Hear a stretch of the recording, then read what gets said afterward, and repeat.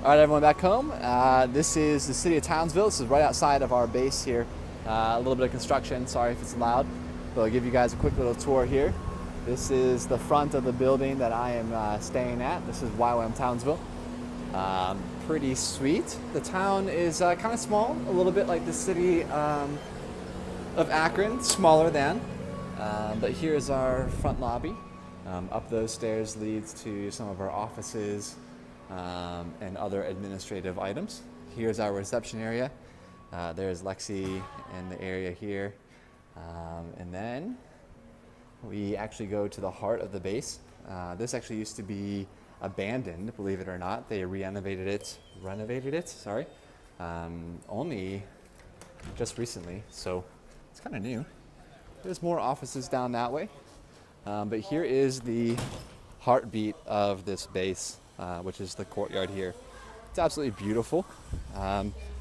Every Monday night we have something called Family Night, which looks a little bit different each night, but two of the nights we had a joint worship time out here in the courtyard. We do have families who live here, so we have kids play areas. We have the courtyard right here. I said this is where we had family night. The first Monday that we were here, we did some traditional Fijian dance. We've been learning traditional dances from Papua New Guinea, along with worship and songs. So we have our entire base out here. There's about 60 to 100, depending on how much staff show up. So this is what goes on here. Last Monday, I think it was maybe even Friday night, we had Australian bush dancing, which is just a bunch of fun. And then up this way, we go to the terrace. And the terrace is the other mainstay of this place. It always has people on it. We eat out here, do our schoolwork out here. We learn to play ukulele and guitar out here. As you can see, a few people. As we move over this way, this is the cafe. So we have a cafe here. Lectures in the morning start at 8 o'clock and they go till about 10. I got some people waving over there. That's Jade, but we call her Jade. So lectures start at 8, and then we actually come in here at 10:30 for some morning tea. We have fresh fruit and coffee to kind of break up our lectures. Got some people here. Say hello to everyone back at home. Got all stuff happening on the terrace. This is our free time, so people are milling about different times. Here we've got our food area. So all the other activities we do happen in here. All of our meals are served from the lovely kitchen over there.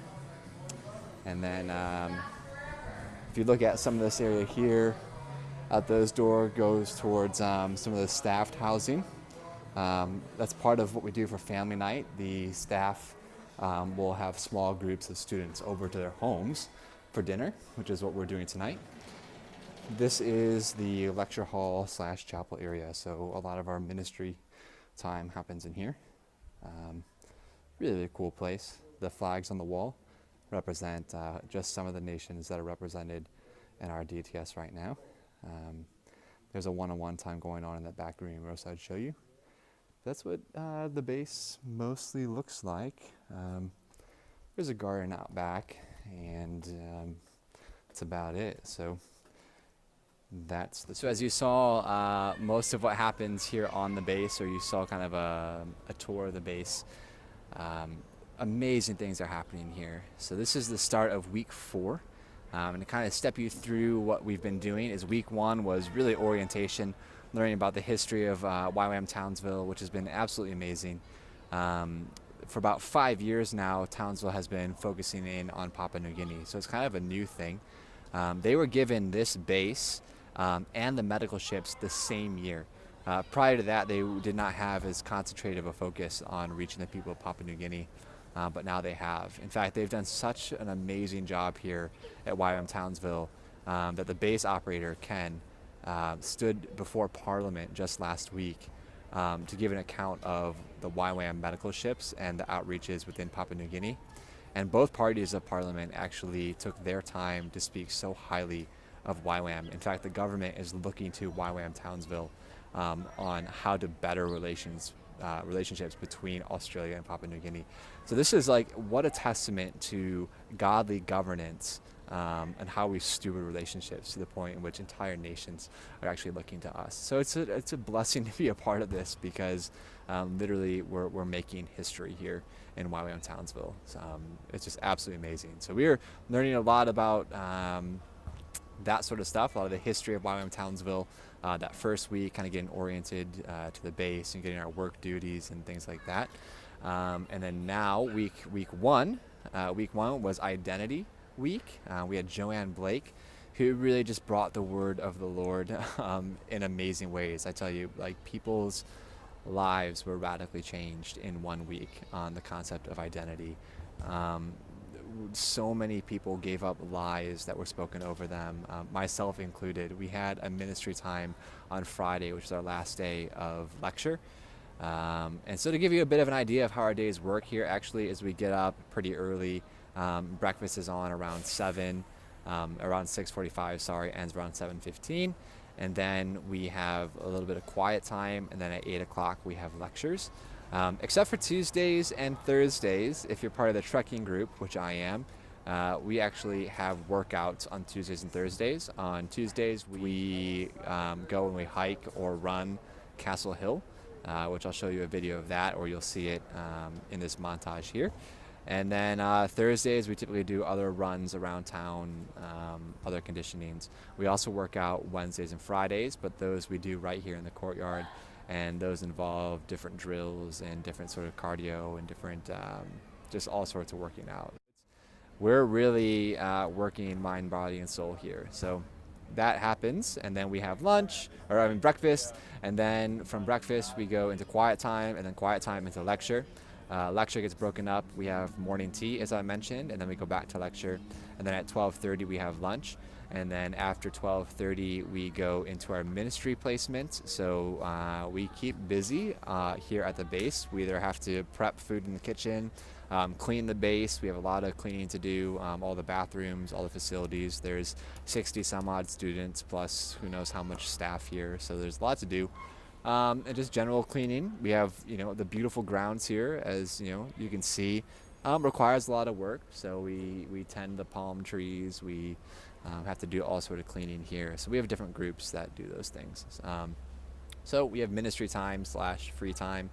And then different electives. We're running 3 electives out of this DTS at the same time. So we have trekking, we have Reef to Outback, known as RTO, and then we have the medical ships. And each one of us during our free time will have different ministry classes. So medical has their own thing that they do, I think, on Wednesdays. RTO has their own thing, and then trekking, we have our workouts and other training that we gotta keep up on. So that happens, and then we have dinner, and then after dinner, which kind of is different. On Mondays, it's family night, so we're either out in the courtyard worshiping and dancing and having a good time getting to know one another, or like tonight, we're actually the staff have housing here, and they invite students over for dinner. So we're going to be broken up into little groups, eating at the homes of the staff members here, which is really cool. And then most nights we have free time after dinner. Sometimes there's an event, sometimes there's an activity. Lots to do here, so there's never really a down moment. It's just pretty active most of the time. But so that's how the week goes. So let's go back to week 1. Joanne Blake and identity. Honestly, destinies and lives were changed just in 7 days here. It was absolutely wonderful. Myself included. Funny story, I had some issues that I needed to work through, and Joanne was like, you know what, I think we need to do this. So we broke up and we were in small groups. She went and grabbed 3 big bean bags and had me lay down and place them on top of me. And then she had 3 guys who were in our group. So it was probably about a total of 500 to 600 pounds of people, and they sat on me. And quite honestly, we all know what it's like when you're under something that's kind of heavy and weighty. It's actually kind of comfortable, but it's not necessarily healthy. And so she had me struggle to get out, and it was actually a real work to get out from under all these things. And so just that process and the rug burn I got on my foot is a reminder that I am no longer under these things, and I no longer have to live under a lot of the lies I believe about myself. So really, really creative ministry times here, and I'm a different person, and it's been absolutely amazing. Week two. Week two was another guest speaker, and he talked about having a clear conscience. And again, I could just see our students' hearts and minds changing throughout the entire week. Many people who have had a severed or weakened conscience had those things restored. The Lord really did a deep ministry. People gave up a lot of things. People came with deep-hearted repentance items, and we did ministry. Again, on Fridays, we do ministry from about 8 a.m. in the morning up through morning tea. We'll go to lunch, and then we come back after lunch, and from like 1 to 3, we're doing ministry. And these are all in small groups. So it's just hours upon hours of deep intercession, deep inner workings of the Lord, and people's lives are being changed every week. So orientation, identity week. Week 3 was clear conscience. And now we're starting week 4, which is about the character of God. And we just started today. And our speaker is really, really good. Deep in his theology, pretty darn funny. And I just have a feeling that many, many people are going to like him and be touched by him. So all this has been made possible by your guys' support and your love and your prayers. And I can't thank you all enough for it. I know many of you have maybe followed me on Facebook and see some of the the fun things we're doing, whether we're going into town or going to pet kangaroos or things like that. But I assure you that all week long we are just so deep in the Word, and we are so deep in the works of the Lord, that it's absolutely amazing. So you sending me here is not just one big vacation. It is a life-changing, life-transforming encounter with God for myself and for many others, and I'm so thankful for this opportunity. So stay tuned. We'll give more video updates here, probably monthly, I'm gonna guess. So here are some prayer tokens that we could use right now. Some really awesome things are happening here. In fact, it was really cool. One of the nights we already know who's coming in January to start their new DTS. And so we had a list and pictures of prospective DTS students, those who are confirmed and those who are thinking about it. And so our entire school spent an hour praying for them, asking for words of wisdom and knowledge for the students who are coming in January. Some of them have unique struggles that are prohibiting them from getting here. So we prayed about those, for those students, the Lord would make a way for them to be here. It was just so cool to know that, like, we may never encounter them coming in January, and yet our entire school is taking time to pray for them. And thinking back to my journey coming here, there was a DTS. There were students who looked at our faces from pictures and prayed for us to be here. So it was just really impactful to see our entire school stop everything and pray for those who are coming in. So that was really neat. Continue to pray for the new DTS. It's going to start in January. But for our teams in specific, we have a team that's going to be leaving in early December. Our medical team, they're going to be flying out of Townsville to Cairns, and then from Cairns to Port Moresby in Papua New Guinea, and then they're going to be boarding the medical ship and doing 2 weeks of outreach. And then once their 2 weeks are done, they're going to come back to the port, and the rest of us, Reef to Outback, RTO, and trekking, we're going to meet up with them in PNG. We have an additional 2 weeks of outreach here in Australia before we go to Papua New Guinea. And then we're going to meet up with them on the boat, and we're going to have about 2 to 3 weeks of lecture there. And then for me, the trekking team, that's where things really get real. We're going to pack up our stuff, and for 7 weeks, we're going to be in Papua New Guinea jungles. It's just going to be from village to village. Just about 12 to 14 of us with our backpacks, about 9 hours of hiking each day until we get to a village. We live amongst the people. One of the main taglines here at Townsville is to build, connect, and serve, or care, connect, build, and serve.